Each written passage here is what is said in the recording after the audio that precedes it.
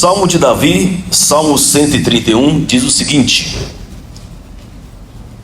Senhor, não é soberbo o meu coração, nem altivo o meu olhar. Não ando à procura de grandes coisas, nem de coisas maravilhosas demais para mim. Pelo contrário, fiz calar e sossegar minha alma, e como a criança desmamada se aquieta nos braços de sua mãe, como essa criança é a minha alma para comigo. Espera, ó Israel, espera no Senhor, desde agora e para sempre. Oremos ao nosso bom Deus. Grande Deus e Pai, nós louvamos o Teu santo nome, o nome que está acima de todo nome. Ó Deus, é nesse nome que nós reunimos nessa manhã. Ó Deus, com o nosso coração aberto para receber de Ti o ensino da Tua palavra nessa maravilhosa manhã. Que Teu Santo Espírito, que conhece as nossas necessidades, as necessidades da nossa alma, ó Deus, possa nos ensinar nessa manhã de forma poderosa, ó Deus, e transformadora. Ó Deus, que possamos sair daqui com a nossa fé renovada, ó Deus, com o nosso vigor espiritual, ó Deus, acentuado cada vez mais pela ação poderosa do Teu Santo Espírito. Possamos ser impactados, ó Deus, avivados pelo ensino da Tua palavra, ó Deus, e firmar os nossos passos cada vez mais na Tua palavra, que é viva e eficaz. Nós oramos a Ti, gratos por esse tempo que o Senhor tem nos dado de aprender sobre o Senhor por meio da Tua palavra. Nós oramos no nome de Jesus. Amém. Amém, amados. Então, o tema do nosso estudo de hoje: plena satisfação em Deus, destruindo os ídolos do orgulho. Plena satisfação em Deus, destruindo os ídolos do orgulho. Então é um salmo confrontador, o Salmo 131. O Spurgeon diz uma coisa interessante desse salmo. Spurgeon diz o seguinte: foi o salmo que menos tempo demorei para ler e muitos anos demorei para praticar. Pequeno salmo, 131. Spurgeon lutou com esse salmo muitos anos. E é interessante que na época da Reforma Protestante era muito comum, os hinos cantados nas igrejas eram tudo salmos. Na Reforma Protestante era tudo salmos. Depois os anos foram passando, foi introduzindo os cânticos congregacionais e músicas de cantores e compositores, mas era muito salmos. E depois da Reforma, alguns chegavam para a igreja e diziam: nós não podemos cantar o Salmo 131, porque cada vez que a gente cantar o Salmo 131, nós estamos mentindo, estamos sendo hipócritas, porque o Salmo 131 é confrontador demais. Aí eles tiraram o Salmo 131 porque o povo não queria cantar, não se sentia digno de cantar. Aí os reformadores começaram a ensinar o povo: não é que nós cantamos porque nós cumprimos à risca o Salmo 131. O Salmo 131 foi escrito para a gente aprender. Spurgeon levou muitos anos para colocar em prática o Salmo 131. Então é um ensino. Então nós cantamos não com o fato que praticamos 100% o que está aqui no Salmo 131. Mas cada vez que cantamos é para lembrar nós mesmos que o orgulho é um ídolo que está presente em muitos corações. É para lembrar, cantamos para relembrar nós mesmos o quanto precisamos lutar contra o orgulho dia após dia. Aí a igreja voltou a cantar o Salmo 131. Porque o Salmo 131 ele é deveras confrontador. Deveras confrontador. Amados, nós temos mencionado que não apenas as nossas mãos fabricam ídolos, o nosso coração também fabrica ídolos. Os ídolos são sutis, os ídolos do coração são enganosos, os ídolos do coração são os mais perigosos, porque ninguém vê, ninguém percebe. É você e Deus, você e Deus. Por isso que temos que sondar sempre o nosso coração, como o salmista diz: Senhor, vê se há em mim algum caminho mau. Devemos sempre orar: Deus, sonda o meu coração, vê se há em mim algum ídolo que é tropeço para a iniquidade. Ezequiel 14, temos falado desse texto de Ezequiel 14, que Deus repreende os anciãos de Israel, dizendo: a vocês têm construído ídolos no seu coração, que servem para tropeço, para iniquidade. Os ídolos do coração são tropeços para o pecado, são tropeços, porque desviam o nosso olhar de Deus, que é o nosso amor maior, para amar coisas, para amar grandes posições, como veremos no estudo de hoje. Amados, Salmo 131, você pode observar no título da sua Bíblia aí, diz o seguinte: calma em Deus, cântico de romagem de Davi. O que é um cântico de romagem? O Salmo 120 ao 134 são os cânticos de romagem, cânticos de peregrinação. Algumas Bíblias vai ter assim, salmos de degraus, cânticos de degraus. Algumas Bíblias aí. Outros peregrinação, outros salmos de romagem, é o Salmo 120 ao 134. Esses salmos são chamados de romagem ou de peregrinação porque é as canções que os peregrinos cantavam quando iam para Jerusalém. Outra Bíblia coloca assim: salmos de subida. Salmo de subida. Por quê? Porque como Sião fica no lugar alto, de onde iam os peregrinos para adorar a Deus lá em Jerusalém, eles tinham que subir de qualquer jeito. Você está no norte ou no sul, leste ou oeste, para ir para Sião tem que subir. Subir para Sião tem que subir de qualquer jeito. Então é salmo de subida. Então os peregrinos em família reuniam em grupos de família. Por isso que os salmos de família, fala de família, são salmos dos degraus, salmo de romagem. Porque os peregrinos iam em família para cultuar a Deus lá em Sião, no templo de Jerusalém, e tinha que fazer uma peregrinação, Alguns eram dias, outros era mais tempo, para subir, para chegar lá, uma viagem dos peregrinos. E esses salmos são salmos muito impactantes, Tendo um tempo, tira um tempo para você meditar nos salmos de degraus, os salmos de romagem, os salmos 120 a 134, você vê como há lições valiosas nesse salmo. E um desses salmos que os peregrinos cantavam indo para Jerusalém para cultuar a Deus é o Salmo 131. Os peregrinos cantavam, porque não podia adorar a Deus com ídolos no coração, não podia adorar a Deus com esse orgulho idólatra no coração. E era nessa caminhada indo para Jerusalém que os ídolos do orgulho tinham que ser destruídos.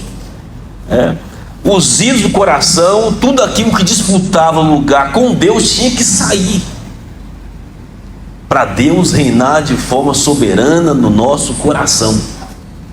E eles cantavam essa canção de Davi, indo para Jerusalém, destruindo os ídolos do orgulho do coração.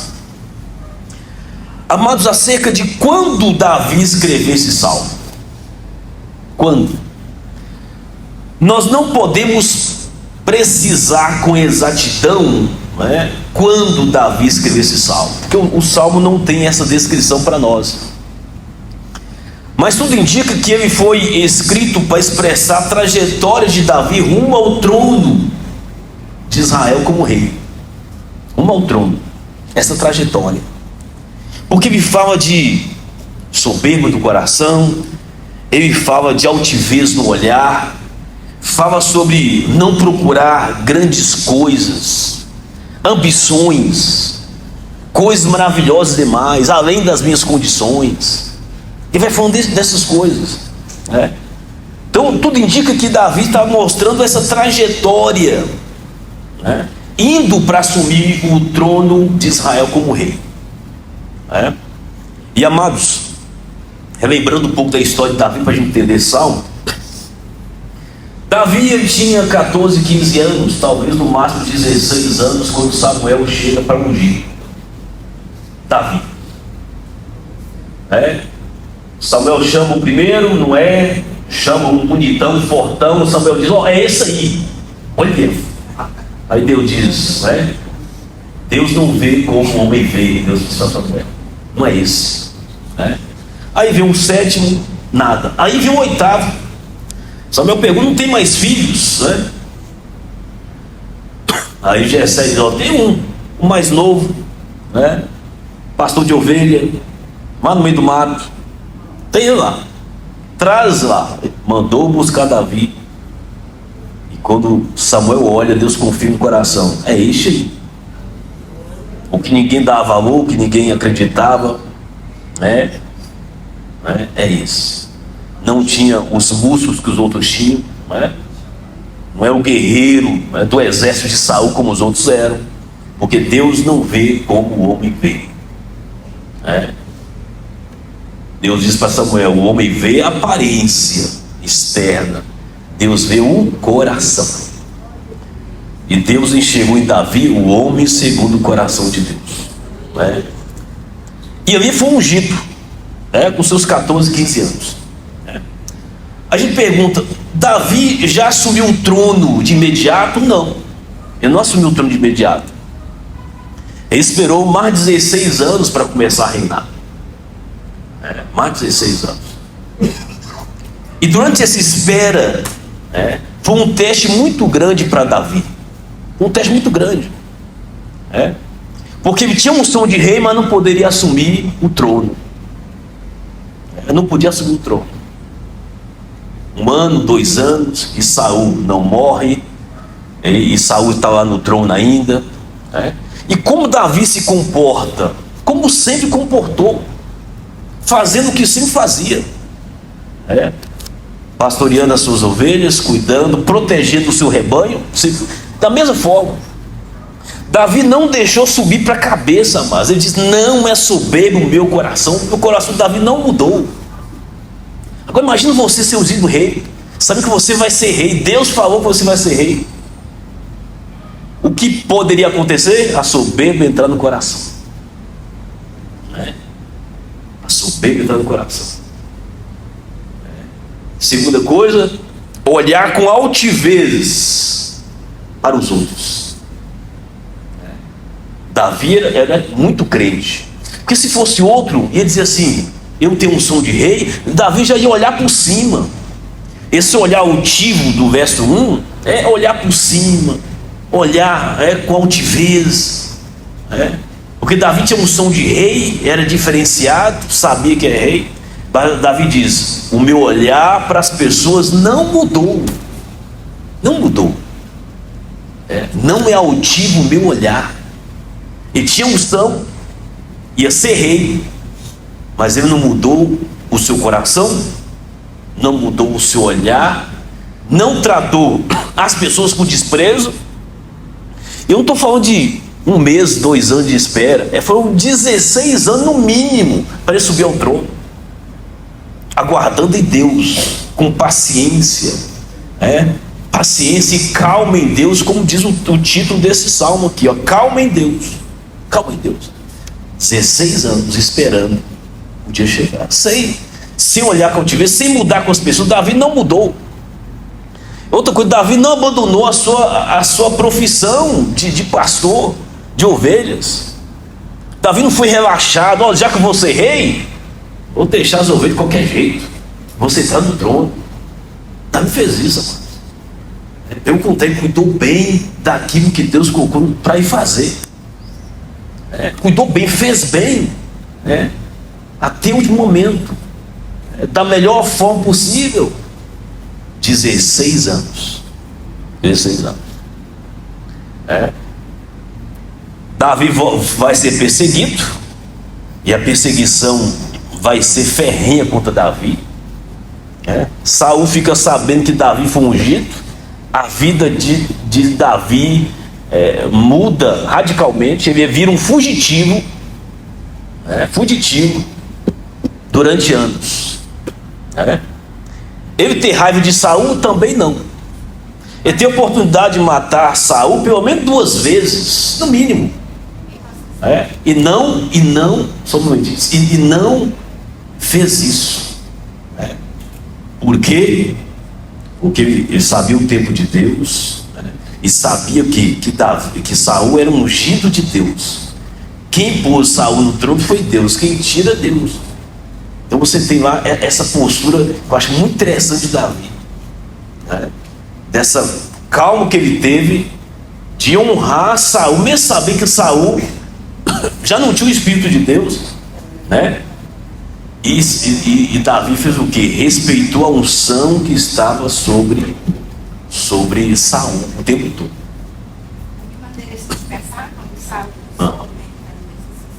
eu acho que começou a ser de Davi. Eu perdi o início aí. Quando Saul soube, que Davi foi ungido, em perseguição, começou a perseguição de Davi. Porque era ameaça. Então o povo começou a falar, Começou a falar. E quando Davi então enfrenta Golias, vence Golias e cai na graça do povo, aí começa a intensificar o ciúme de Saul, Saul. E Saul então não poderia mais viver no território de Israel, virou um fugitivo. Isso não gerou ódio em Davi, não gerou ódio. O coração de Davi está voltado em Deus, cheio de Deus. Não deixou aquela unção entrar no seu coração, na sua cabeça de grandeza, porque tinha um coração segundo o coração de Deus. Então Davi, amados, ele escreveu esse salmo, mostrando como ele lidou com isso, como ele lidou com essa expectativa, de ser um ungido rei e esperar esses 16 anos. E quando ele sobe no trono, ele vai ser rei só da tribo de Judá, em Judá. Depois de 7 anos que vai ser ungido rei de todo Israel. Então você tem muito tempo até ser rei de todo Israel. Muitos anos. E Davi então sempre centrado o seu coração em Deus, sempre centrado no coração em Deus. Então isso é impactante. Traz uma aguinha para nós lá, por favor. Então, amados, com base nessa história a gente vai aprender com Davi, as lições importantes que nós temos aqui, Davi expõe para Deus o seu coração despojado de orgulho, e ele então, sem tocar trombetas nos montes, sem se orgulhar pelo fato de ser o próximo rei de Israel, ele não mudou quem ele era. Então a primeira lição a gente aprende, amados, aqui, primeira lição, para a gente destruir os ídolos do orgulho e buscando a plena satisfação em Deus, é renunciar a toda forma de orgulho. Então os orgulhos se manifestam de várias formas. O orgulho. Orgulho, soberba. Orgulho, soberba e altivez são palavras sinônimas, Orgulho, soberba e altivez. Então, obrigado. Então o ídolo que está sendo anunciado aqui, renunciado aqui, é todas as formas de orgulho. Então orgulho foi o primeiro pecado idólatra manifesto na história da humanidade. Então, o primeiro pecado idólatra é o orgulho. Por trás da idolatria tem o orgulho do coração. Começou com Lúcifer. O orgulho idólatra começou com Lúcifer. Foi a queda dele. Por isso que a Bíblia fala, né? A soberba precede a queda. O orgulho precede a ruína. Deus resiste aos soberbos. 1 Pedro. Então teve um pastor, esqueci com o nome dele, falou assim: por que Deus odeia tanto o soberbo, orgulho? Aí foi uma coisa interessante, porque cada vez que um ser humano manifesta o orgulho, Deus lembra de Lúcifer, da traição de Lúcifer. Pois Deus resiste aos soberbos, porque cada vez que o ser humano demonstra soberba, Deus lembra da primeira manifestação do orgulho idólatra, que é o Lúcifer, onde a tragédia começa, a queda de Lúcifer. E Lúcifer, amados, não apenas não ficou satisfeito com sua queda, então usa a mesma estratégia do orgulho idólatra e suscita isso no coração de Adão e Eva. Vai em Gênesis capítulo 3. Mesma coisa. Coloca uma desconfiança da palavra de Deus, incita eles a querer ser como Deus, e aquilo enche o coração de Adão, de Eva, e é o resultado da queda da humanidade. E ao longo de toda a história da humanidade, o orgulho é o pecado idólatra por trás de todos os pecados. Então, o orgulho é a idolatria mãe de todos os outros ídolos. É o orgulho. Orgulho. Então, por trás de todo ídolo existe orgulho. De trás de todo ídolo do coração existe soberba. Soberba. E como Davi vai quebrar isso? E Davi mostra o caminho para nós. Ele vai dizer no verso 1: o meu coração não é soberbo, o nosso coração não deve ser soberbo. Davi não está se vangloriando, Davi não é motivado pelo orgulho, pela arrogância, pela ambição, mesmo tendo a unção e a garantia de Deus que iria ser rei de Israel. Mas ele não deixou isso entrar no coração. Interessante que Davi começa falando do coração, depois vai falar do olhar, depois vai falar do andar, ele vai chegar lá. Coração, meio fala do coração. Então o coração, amados, é a fonte, de acordo com Provérbios 4:23, de todas as coisas que você deve guardar, guarda o teu coração, porque deles procede as fontes da vida. Porque Davi começa com o coração. Então precisamos cuidar do nosso coração. É do coração que vem o ressentimento, ressentimento, as picuinhas, a pessoa vai guardando o coração, coisinha guarda no coração, vai guardando o coração, e o coração vai ficando amargurado, porque vai guardando tudo no coração, ele não se livra disso, guarda no coração, aí adoece a alma, depois adoece o corpo, porque uma alma amargurada, isso vai resultar no adoecimento do corpo. Então se fala muito das doenças psicossomáticas, Então doenças psicológicas se manifestam no corpo.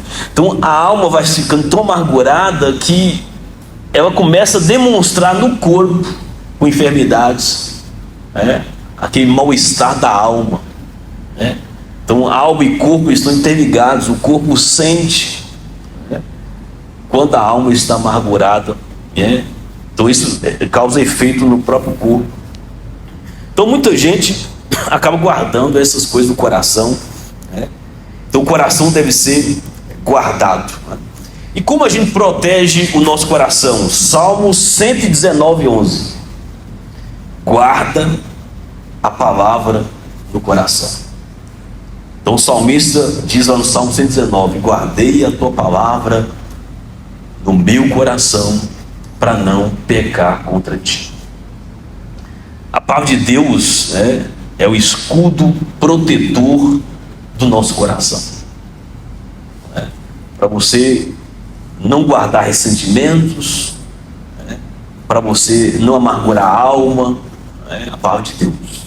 Se não tem a palavra de Deus, o seu coração se torna vulnerável a agarrar tudo aquilo que é ruim, vai agarrando, vai grudando no coração, adoecendo a alma. Guardei a tua palavra no meu coração. É guardando a palavra de Deus que a gente vai guardar o coração, né?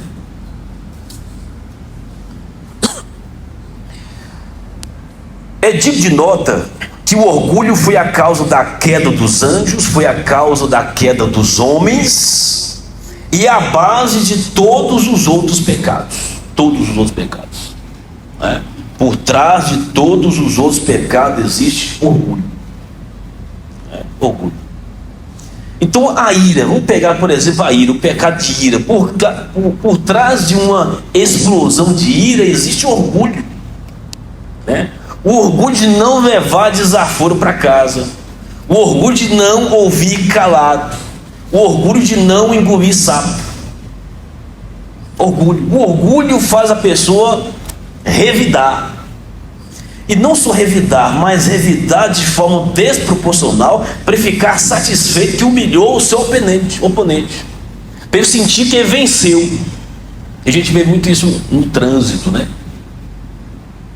Briga de egos, a briga de egos, orgulho, mas por trás de todo pecado existe orgulho, orgulho. Um querendo sobrepor o outro, um não querendo levar desaforo para casa, um não quer ouvir calado, não quer reconhecer o erro, e assim por diante. E assim podemos colocar todos os outros delitos, por trás dele existe orgulho e soberba, né? É a base de todos os outros pecados. O orgulho é a sala de espera da queda, sala de espera da queda. A soberba vai preceder a ruína. Onde há orgulho, a queda pode esperar. Então a Bíblia lá em Provérbios, a Bíblia fala tanto sobre orgulho, sobretudo em Provérbios, e também Tiago, que usa muito Provérbios, né, na sua carta, porque orgulho é a base, né, de todos os outros pecados, né? E por isso Jesus diz, né, aprendei de mim, porque eu sou humilde de coração, né? Humilde de coração, e encontrareis descanso para a vossa alma. Esse descanso que Davi prega no Salmo 131. Humildade, né? Humildade é o contrário do orgulho. Humildade é o contrário do orgulho. Então a gente pode ver aqui, nessa primeira frase de Davi, o Senhor não é soberbo o meu coração. Havia humildade em Davi, porque ele preservou humilde, o tempo todo, mesmo tendo aquela promessa grandiosa de um reinado, manteve 16 anos fazendo o que sempre fez da melhor forma que poderia fazer, não de forma desleixada. Então isso é maravilhoso, mas a gente observar isso, e quão importante a gente sondar o nosso coração, porque o orgulho é um ídolo muito sutil que quer agarrar o nosso coração. Sim, por favor.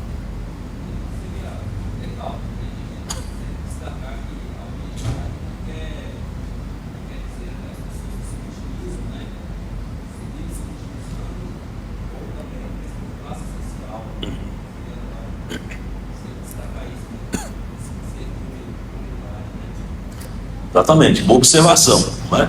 Então, humildade, amados, o seminarista André, observando aí, que humildade não tem a ver com a condição social.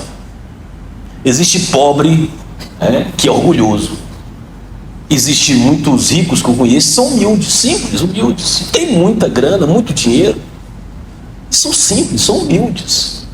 Não desprezam ninguém. Não olham com altivez com ninguém. E às vezes tem pobres que são orgulhosos. Então não tem a ver com quantidade de dinheiro, não tem a ver com posição social. Então humildade é uma postura que brota do coração, independente da condição financeira ou social da pessoa. Então esse é um ponto muito importante, boa observação aí. Sim. Por esses defeitos do ser humano, às vezes Deus nem abençoa, né? Isso, exatamente. Derrama bênçãos. Exatamente. Isso afasta a bênção de Deus.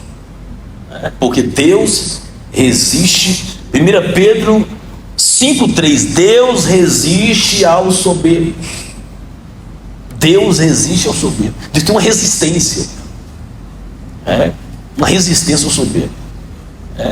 É um pecado assim que Deus tem uma resistência terrível, porque cada vez que o ser humano demonstra orgulho e soberba, lembra da cena de Lúcifer, o primeiro traidor do Deus soberano. A primeira rebeldia da história da criação foi com Lúcifer. Deus resiste aos soberbos. Vamos lá, segunda coisa que Davi vai nos ensinar: o nosso olhar não deve ser altivo. Cuidou do coração, cuide do seu olhar. Coração é a primeira coisa que deve se cuidar. De todas as coisas que você deve cuidar, cuide do seu coração. Então, ele diz: não é altivo o olhar. O orgulho, quando ele entra no coração, ele vai se tornar visível no olhar. Você percebe a pessoa orgulhosa no olhar. No olhar. Altivez no olhar. No olhar. Então já começa. Quando a pessoa já é altiva no olhar, o seu coração já está tomado de orgulho. O olhar é apenas a manifestação externa daquilo que está internamente no olhar, no coração.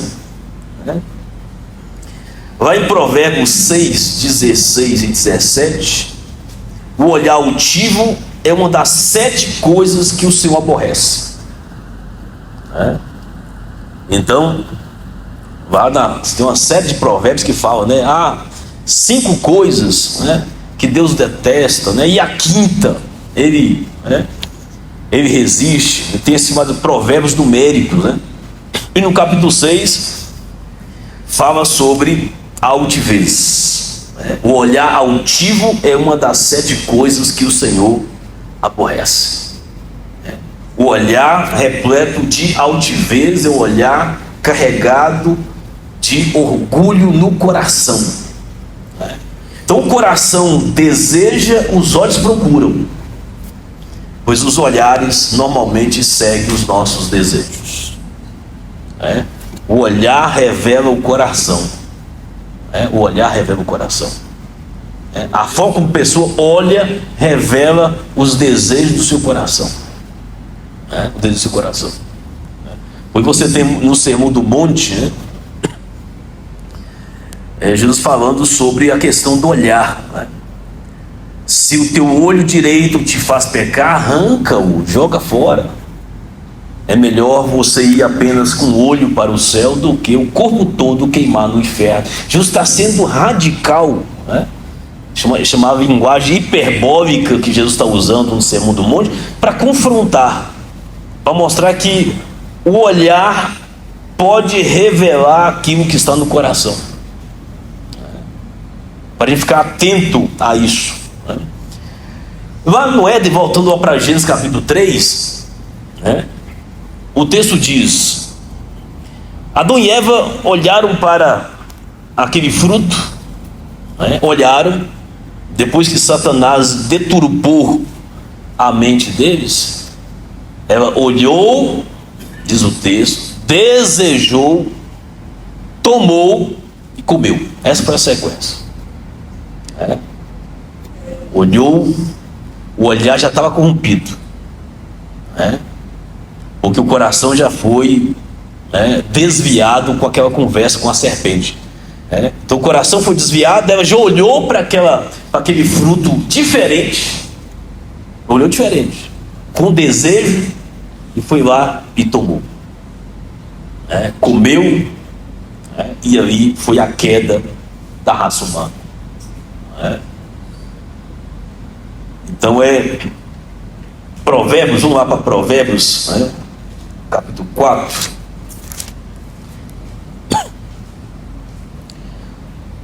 Provérbios 4, verso 20. Provérbios 4, verso 20 e 21. Olha o que diz aí Provérbios 4, 20 e 21. Filho meu, atenta para as minhas palavras, aos meus ensinamentos inclina os ouvidos. Não os deixes apartar-se dos teus olhos, guarda-os no mais íntimo do teu coração. Então veja aí, não aparte os teus olhos desses ensinamentos. Guarda esses ensinamentos no coração. Fala dos olhos e também fala do coração. Assim como devemos guardar a palavra, Salmo 119, 11, guardar a palavra de Deus no nosso coração, Provérbios 4, 21 diz: não aparta os teus olhos da palavra. Então leia a palavra, amados, leia a palavra, medita na palavra. Então isso é muito importante para nós. Sim. Veio aqui agora na cabeça, pensando, por exemplo, quando Jesus voltar, arrebatar as igrejas e aqueles que forem ficar, vamos precisar de tudo que nós estamos estudando hoje na palavra. Porque aquele que não for sentar no ponto da besta, ele vai ter que lembrar de tudo que foi estudado durante a vida dele, praticamente. Assim, está lá na frente esse que eu estou falando, mas está tudo aqui hoje. Sim, mas aí a pessoa vai ter que... Tem que ter, Por isso o Senhor fala, nós temos que estudar a palavra, nós temos que ter o conhecimento da palavra. Porque aquele que não subir, vai ter que ter a Bíblia na cabeça e no coração. Quem não lê Bíblia? E quem não lê Bíblia? Fica difícil, né? É a Bíblia. Então, pensando, no momento de hoje, a parte de Deus precisa estar diante dos nossos olhos, do nosso olhar, sempre. Sempre. Porque não sabemos, já pensando no nosso tempo, até quando temos liberdade, porque tem países que hoje já não tem liberdade de ter a Bíblia. Então nós temos o privilégio de termos a Bíblia em nossas mãos. Tem países fechados que é proibido ter a Bíblia Sagrada. E nós temos o privilégio de ter muitas Bíblias. E hoje nós temos Bíblia de todos os gostos, Bíblia de linguagem de hoje, linguagem de amanhã, de ontem, depois de amanhã, então, todo tipo de linguagem, NVI, Bíblia do homem, Bíblia da mulher, da criança, tem todos os gostos, coloridas, sem colorir, para agradar os olhos, mas ver que é bom, nada. Então tem com figurinha, tem tudo, tem desenhadinha, tem umas bonitinhas, cheias de colorido assim. Mas se a pessoa não vê, pode pôr colorido, pode ser aquela Bíblia bonita. A pessoa compra, acha bonito, deixa lá empoeirando. Tem que ler a palavra, Quem ia falar? Pode falar. O celular matou, Matou. destruiu vários lares. Matou a vida. Trouxe muito prejuízo. Pessoal não acredita. Ontem eu presenciei o fato, eu fiquei impressionado. Uma criança de 9 meses vai ver celular, fica se segurando para ele ver. E ele fica com a cabecinha. Olha, recém-nascido. Vai, tira. Já chora. Ele chora. Você está brincando? 9 meses. 9 meses. É. Mas está assim. É difícil lá, tu sabe. Agora, nós somos cristãos. A nossa vida tem que ser diferente. Os nossos lares têm que ser diferentes. Verdade, verdade. Então a tecnologia, mas tem os seus, tem o seu valor, mas tem que saber usar. Tudo é isso. Saber usar para o bem, uns usam para o mal. Então, por exemplo, fala para os alunos lá. Alguns lá, às vezes, quer usar a Bíblia só no celular, mas é ruim, porque se a pessoa perde contato com a Bíblia, então tem alguns crentes que têm dificuldade de achar os vídeos na Bíblia, porque acostumou tanto com o celular que você já vai direto no versículo lá no livro, e dá a Bíblia na mão dele e vai ficar assim, meu Deus, está onde? Porque no celular já vai direto. Então desaprende. Entendeu? É muito ruim. Tem que ter Bíblia papel, porque não se vai desacostumando, que é muito cômodo, né? Você clica lá, já vai direto. Assim, da minha concepção, o celular, como todo objeto, ele tem que saber usar, né? Igual, por exemplo, por que tem muitas pessoas doentes hoje da cabeça? Porque não lê. Tem muitas pessoas hoje com problema, porque não lê. Não lê. Não lê. Até essa semana agora eu peguei um funcionário lá no serviço fazendo palavrinha cruzada. Eu falei assim, nossa, parabéns, porque esse é um ótimo exercício também. Exatamente. Eu acho que é interessante. Hoje você não fez mais. É bem raro. Bem raro. Então, aí eu até comentei com ela, falei assim, hoje o celular está deixando as pessoas muito preguiçosas. Muito. Inclusive até na Bíblia. Tem gente que não lê a Bíblia, não gosta de pegar a Bíblia e ler, vai lá no celular. Acha mais chique ir no celular. Quantas pessoas hoje não levam mais nem a Bíblia para a igreja? Lá na hora da palavra, liga o celular. Eu creio no culto, eu já vi. Então, assim, eu acho que está. Bom, a minha percepção, né? Vocês não nada, né? Eu acho certo é a Bíblia. Que a pessoa vai perdendo, né? O contato. Contato com. Tem que entender o pontapé, tem que ajuda a pessoa a entender mais a palavra. Exatamente. E a pessoa vai marcando, vai olhando, vai estudando, né? Então tem um papel muito importante, né? Um não pode substituir o outro, né? A minha neta, 12 anos, até que nasceu fez. Tocou o celular dela. Falou para ela assim, eu não sei quanto que eu vou te devolver. Tudo melhorou na vida dela. Aí, ó. Celular, quer dizer, por um lado é muito bom, mas por outro lado, se não souber usar, destrói. Exatamente. E acaba destruindo outras habilidades, né? Exatamente. Então, amados, Davi continua falando na sequência sobre o andar. Ele fala do coração, que é a primeira coisa que deve guardar, depois o olhar. Os olhos devem estar na palavra, palavra que é lâmpada para também os nossos pés. Agora eu vou falar sobre os pés, sobre o andar, o olhar, o coração, o olhar e agora o andar. Verso 1, parte C, Davi diz: não ando à procura de grandes coisas, nem de coisas maravilhosas demais para mim. Davi nos ensina que o nosso andar não deve ser presunçoso. Olha, andar presunçoso. Então, coração soberbo, olhar altivo, e agora fala de um andar presunçoso. Andar significa ação, prática, atitude.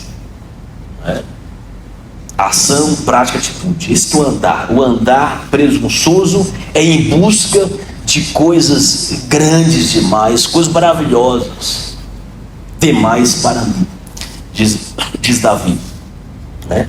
Então Davi está dizendo que não está procurando aquilo que está acima da sua capacidade, para a qual não foi preparado e designado por Deus. Davi está dizendo: eu só quero aquilo que Deus tem para mim. Só isso. Eu só quero aquilo que Deus tem para mim. Eu quero o lugar que Deus tem para mim. Isso não é soberba, não pode deixar que a soberba do coração faça o indivíduo a querer grandes coisas demais que Deus não deu para ele. E Davi entende que é no tempo de Deus. 16 anos aguardando ali Davi, para assumir o reinado de Israel. E ele diz aqui, Davi está contente com aquilo que Deus lhe deu. Contentamento. Ele continua cuidando das ovelhas, protegendo as suas ovelhas, aguardando o tempo de Deus de reinar sobre Israel. Ele está contente com aquilo que Deus deu. Davi não passa a sua vida procurando ser mais do que aquilo que Deus tem para ele. Davi não passa a vida querendo ter mais do que aquilo que Deus tem para ele. Ele quer apenas ser aquilo que Deus tem para ele, ter aquilo que Deus projetou para ele, aquilo que Deus tem. Para alcançar, Davi não passa a sua vida procurando alcançar uma posição maior, mais elevada daquilo que Deus não tem para ele. Então Davi sabe o seu lugar, sabe a sua posição, e anda nos passos de Deus, no tempo de Deus, sem deixar o seu coração ser cobiçado por coisas grandes demais que Deus não tem para ele. E nós vivemos num mundo mais capitalista, onde a sociedade o tempo todo está instigando para que você queira ter mais do que aquilo que você pode, ser mais do que aquilo que Deus tem para você ser. Sempre. Você tem a mídia, você tem um capitalismo selvagem, dizendo para você precisa disso para ser feliz. E as pessoas acreditam nisso. Então falta o quê? Contentamento. Então por que muitas pessoas entram em dívidas? Porque entram nessa ideologia do mundo, de querer ser aquilo que não é, de querer ter aquilo que não tem condição de ter, porque a mídia diz que você precisa ter para você ser feliz. Aí vem a propaganda mostrando aquela família perfeita, feliz porque teve aquele objeto, e a pessoa acredita naquela ilusão, que a felicidade chegou porque aquela família comprou aquele bem. E ele sai, assiste a TV, no outro dia vai na loja com cartão e diz: vou ser feliz porque... Mas na TV a pessoa ficou feliz quando comprou o iPhone 14 de 8 mil reais, Aí ele compra, fica endividado e percebe que a tristeza vai estar no seu coração do mesmo jeito, porque no outro ano vai ter o iPhone 15, 16 e vai dizer: você precisa ser feliz para ter um 16. É quanto? 10 mil reais. Mas não termina de pagar não, compra para ser feliz. E o povo vai nessa ilusão. Fulano comprou, por que não posso comprar? Exatamente. E aí a pessoa vai vivendo essa ilusão, de querer ter aquilo que não tem condição de ter, de querer ser aquilo que não foi chamado para ser. Então Deus tem aquilo que é para nós, é andar nos passos de Deus. Nossa irmã lá, pode falar.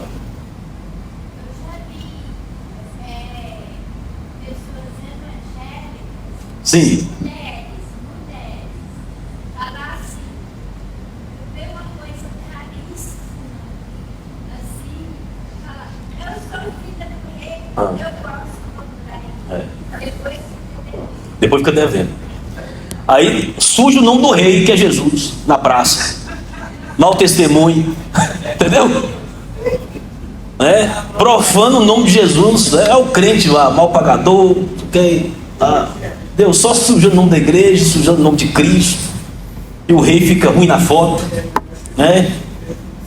porque interpretou o texto errado, filho do rei, meu Deus, Deus do ouro da prata, e a pessoa vai querer gastar a prata de Deus, o ouro de Deus, e não tem dinheiro para pagar. É desse jeito, é desse jeito.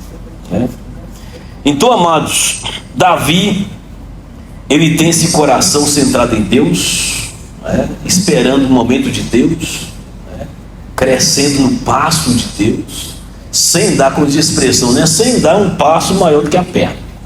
Tem gente que dá um passo maior do que a perna, depois vem as consequências terríveis.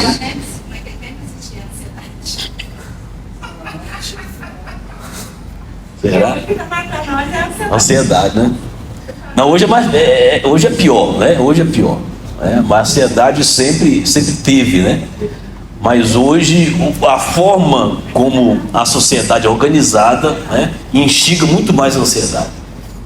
Sim. Sexta-feira, uma aula assim, que eu vou guardar para a vida. Nós temos sorteio dos brindes. E os maiores só ocorreram os brindes maiores. E aí só sei que tinha vários brindes, aí uma menina no final me abraçou, e eu expliquei, nem todos eu ganhar, era sorteio. Isso. Aí depois teve os ministérios, foi assim um momento maravilhoso com eles. Aí uma menina me abraçou e falou assim para mim: tia, eu estou tão feliz, eu não ganhei nada, mas eu estou tão feliz de ter participado. Ela não ficou triste que o outro ganhou uma coisa melhor, ganhou, ela não ganhou nada, mas ela ficou tão feliz, eu não vou esquecer a fisionomia daquela menina, aquele abraço, e veio agradecer pela festa. Ela teve satisfação de estar lá. De participar. E detalhe, quando eu estava arrumando tudo, ela falou para mim: tia, eu queria tanto ganhar. Eu falei assim: olha, vai ter o sorteio. Quem sabe você ganha. Ela não ganhou, ela me abraçou, mas muito feliz. Satisfeito. Satisfeito. Essa plena satisfação em Deus. Então é algo muito necessário a gente aprender com o apóstolo Paulo, Aprendi a viver contente em toda e qualquer situação. Então, enxergar o que Deus tem para cada um de nós, é o que Deus tem para cada um de nós. Não cobiçar a vida do outro. Não cobiçar a vida do outro, não cobiçar os bens do outro, que é essa cobiça que leva muitas pessoas a tomar ações, esse andar presunçoso, que Davi diz aqui que ele não fez isso. Cobiçou a vida do outro. Davi não cobiçou o trono de Saul, mesmo sabendo que ele era o próximo rei. Isso é magnífico, amados. Ele não cobiçou, tendo todos os motivos humanos para cobiçar. Ele não cobiçou. Esperou mais de 16 anos. Uma espera da promessa, Às vezes nós não temos paciência para esperar um ano na promessa de Deus, Já vi história de gente que esperou a oração, a promessa de Deus 20 anos, 30 anos, a conversão de alguém, eu vi firme, Então hoje as pessoas são muito imediatistas, É agora, não tem paciência de perseverar na promessa, entendendo que Deus é fiel, Deus é fiel, todo o tempo Deus é fiel, e temos que firmar na promessa, Infelizmente há pessoas que acham que são as melhores, julgam que podem tudo, sabem tudo, são capazes de tudo, que têm a opinião acertada sobre tudo e sempre tem que estar por cima de todos, Isso é um ídolo do coração, orgulho do coração, Então vamos lá. Segundo ponto. Depois de Davi vencer toda forma de orgulho do coração, no verso 2, ele vai buscar contentamento e a maturidade em Deus. É o verso 2. Olha o que diz o verso 2, né? Olha que interessante aqui, ó. Pelo contrário, fiz calar e sossegar a minha alma. Uma alma satisfeita, plena satisfação em Deus, sem ambições, né? Como uma criança desmamada que se aquieta nos braços de sua mãe. Como essa criança, é assim a minha alma não fica perturbada, querendo ter o que todo mundo tem, né? Aí ele diz: assim é minha alma para comigo. Uma alma que descansa em Deus, aguardando o que Deus tem para mim, não cobiçando o trono de ninguém. Davi é o homem segundo o coração de Deus. O que nós aprendemos aqui, amados? Primeiro, vamos entender o verso 2. O verso 2 ele é bem difícil de traduzir do hebraico para o português. Por isso que há algumas traduções divergentes. Porque é um texto difícil, não é um erro de tradução, é porque o próprio texto dá uma dupla interpretação do termo desmamar. Queria que você olhasse na sua Bíblia e visse, observasse, está dizendo se criança desmamada, ou está dizendo criança alimentada. Dá uma olhadinha aí, vamos ver. A minha diz uma criança desmamada, Tem algumas traduções que dizem uma criança recém-alimentada, que são duas coisas distintas. Uma criança alimentada é uma coisa, uma criança desmamada é outra interpretação. Como é que está a Bíblia dos irmãos aí? Desmamada, satisfeita. Então esse satisfeito aqui é o que? Criança alimentada. Que mais aí tem tradução? Como e desmamada, como uma criança desmamada. Quem mais aí tem tradução diferente aí? Verso 2. Como está dizendo aí? Que tem uns que falam satisfeita, criança recém-alimentada, e a ARA, a versão, a revista atualizada, vai dizer desmamada, que é a versão mais tradicional, desmamada. Então qual a diferença disso?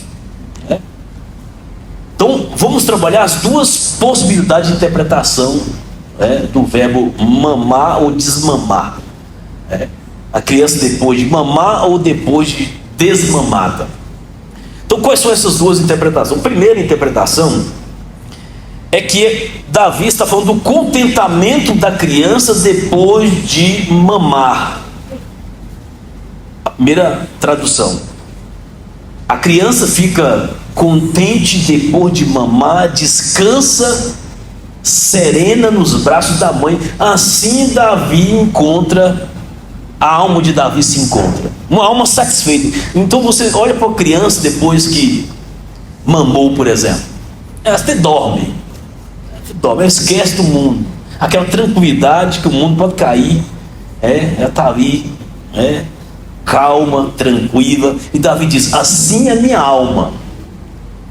A minha alma está perturbada, ansiosa, querendo ter o que eu não posso ter, querendo conquistar o que não tem. Davi diz: a minha alma está como uma criança que acabou de mamar, relaxada nos braços da mãe, totalmente satisfeita, não quer mais nada, só quer dormir, satisfeita, contentamento total. Então essa imagem do contentamento em Deus, aí essa imagem mostra essa total dependência de Deus. Davi está dizendo o seguinte: eu sou como essa criança, totalmente dependente de Deus, dependente da mãe para sobreviver e alimentar. Então essa é uma aplicação que a gente pode aprender com essa primeira imagem, Uma criança de peito depende completamente da sua mãe para se alimentar e sobreviver. Ela tem plena satisfação no leite materno e plena segurança. Então essas três coisas: dependência, satisfação, e ali ela se sente segura nos braços da mãe. Não tem preocupação, não tem medo, não tem ansiedade, não tem perturbação de alma. Ela está segura e acolhida nos braços da mãe, plenamente segura, plenamente satisfeita, plenamente segura, porque encontra nos braços da mãe um refúgio para a sua própria vida. Assim é a alma de Davi, e assim deveria ser nossa alma, porque há tanta ansiedade, tanta perturbação de alma, de querer ter, ser mais do que foi chamado para ser, e isso só traz angústia para algo, porque a pessoa não entende os processos de Deus, os momentos de Deus, e a pessoa está sempre insatisfeita, não tem contentamento. Agora vamos olhar o texto como desmamar. A crise do desmame que leva a criança às fases seguintes de maturidade. Se nós entendermos que o texto de fato diz criança desmamada, a aplicação é outra. O que Deus quer nos ensinar é outra coisa, é outro princípio. Davi está dizendo: eu sou como uma criança desmamada, nos braços da minha mãe, viver de forma tranquila. E o desmame, amados, não é fácil esse processo. Não é fácil para a mãe, não é fácil para o bebê. Mas Davi está dizendo para a gente que precisamos desmamar do mundo. Não foi fácil para Paulo desmamar das ambições do mundo. Ele diz: eu aprendi, não foi do dia para a noite, eu aprendi a viver contente em qualquer situação, na pobreza e na riqueza, na fartura e na falta de tudo, quando estava aquecido, quando eu estava no frio, eu aprendi. Esse aprendizado durou anos, amados, anos, não foi do dia para a noite. Demorou um tempo para Paulo aprender a viver, ter contentamento, para ele ter essa maturidade cristã. É isso que Davi está dizendo: eu sou uma criança desmamada, que agora está tranquila nos braços da mãe. O desmame que Davi está dizendo aqui é que ele está numa fase de maturidade, buscando a maturidade. Então a criança desmamada é um processo muito difícil, muito doloroso. Mas depois que desmama, ela tem a sua tranquilidade. E Davi diz: eu passei por essa fase, venci essa fase. Então Davi quer nos ensinar que precisamos avançar em maturidade cristã. Quando Paulo escreve aos Coríntios, Paulo está indignado com a igreja de Coríntios. Eu não posso falar a vocês como espirituais, mas sim como carnais. Eu não posso oferecer para vocês um alimento sólido, porque vocês são crianças ainda, recém-nascidas, que quer leite ainda, não cresceu na fé, não tem maturidade, brigando entre os irmãos, um achando que o dom é melhor do que o outro, um usando o dom para sobrepor os outros com altivez. Um dizia: eu tenho dom de revelação, não, eu dou dom de profecia, meu dom é maior. E Paulo diz: não, o dom maior é do amor, você tem que amar o outro, é o dom que está faltando em vocês. Está faltando maturidade. Sim. Eu lembrei também que Jesus pregava parábolas, Isso. Ele conhecia o povo ali onde estava pregando. Exatamente, confrontava o povo. Então, amados, Davi está mostrando: eu passei dessa fase, da criança ali birrenta por causa do leite, já desmamei, maturidade para enfrentar uma nova fase da vida cristã. Porque ter plena satisfação em Deus, mas requer maturidade cristã. Os bebês na fé não conseguem essa maturidade. Na fome e na fartura, no frio e no aquecimento, quando tem e quando não tem. E você servir a Deus da mesma forma, sem murmurar, requer maturidade, a maturidade cristã. Então eu lembro de uma frase que me marcou muito do Russell Shedd. Russell Shedd é um pastor batista, e ele, no leito de morte, ele morreu de câncer, né? E um dos pastores foi visitar o Russell Shedd no leito da morte. Aí o pastor então pergunta para ele: qual a última palavra que você quer, nesse momento, passar para os pastores, para quem está ouvindo, etc. E uma frase que ele disse que me marcou muito naquele vídeo, ele diz o seguinte: estava em câncer terminal, diz o seguinte: Deus tem me ensinado nesses momentos a desmamar desse mundo, para me encontrar com Ele. Porque a frase foi muito impactante. Deus tem me ensinado com essa enfermidade a desmamar desse mundo, para me encontrar-se com o meu Senhor. Porque nós somos muito apegados com esse mundo. Somos muito apegados com as coisas do mundo. E temos que desmamar, e pensar mais nas coisas do alto. O Senhor nos envia, o Senhor nos priva do que é bom para nos dar aquilo que é melhor. É um princípio que a gente aprende com esse verso de número 2. O Senhor nos priva do que é bom para nos dar aquilo que é melhor, que é o contentamento. O Senhor nos priva da dependência do leite materno para alcançarmos a maturidade espiritual, diz Davi. Uma criança desmamada que está calma e tranquila nos braços da mãe. Essa é a alma de Davi. Uma alma que não se angustia, uma alma que não está atribulada porque não tem aquilo que todo mundo diz que precisa ter. Ele tem contentamento com o que ele tem, esperando de Deus o próximo passo. Aí Davi estava aguardando sempre em Deus, sem perturbar o seu coração, sem perturbar a sua alma. O alvo de Deus, amados, é que alcancemos a maturidade espiritual e emocional, conforme 1 Coríntios 13. E por vezes Deus precisa nos desmamar das coisas boas para nos dar coisas melhores. Desmamar. O desmame nos liberta para irmos ao encontro do futuro. Portanto, quando nos debatemos para manter um presente confortável, abrimos mão de um futuro desafiador. Então, Deus é um Deus que é suficiente para nós, plena satisfação em Deus. Verso 3: espera, ó Israel, no Senhor, desde agora e para sempre. Com a terceira lição que Davi nos ensina, para a gente destruir os ídolos do orgulho do nosso coração, é colocar nossa esperança em Deus e não na nossa força, e não em nós. Plena esperança em Deus. Então, um homem de Deus que aprendeu a renunciar ao mundo e a confiar somente no Senhor, é isso que Davi quer nos ensinar.